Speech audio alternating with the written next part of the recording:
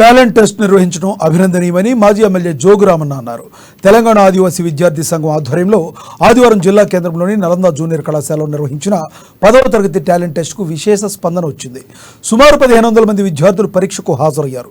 ఈ సందర్భంగా పేపర్ విడుదలకు ముఖ్య అతిథిగా విచ్చేసిన మాజీ మంత్రి జోగురామన్న మాట్లాడుతూ 10వ తరగతి విద్యార్థులకు పబ్లిక్ పరీక్షల పట్ల భయం పోగొట్టాలని, విద్యార్థుల్లో దాగున్న సృజనాత్మకతను వెలికి తీయడం కోసం ఇటువంటి కార్యక్రమాలు దోహదపడతాయని తెలిపారు. అలాగే వారిని ఫైనల్ పరీక్షకు సన్నద్ధం చేసేలా టీఏవిఎస్ ఆధ్వర్యంలో ఇలాంటి టాలెంట్ టెస్ట్ నిర్వహించడం నిజంగా అభినందించదగ్గ విషయం అన్నారు. విద్యార్థుల పరీక్షల పట్ల భయం వీడి ఫైనల్ పరీక్షకు సన్నద్ధం కావాలని పిలుపునిచ్చారు.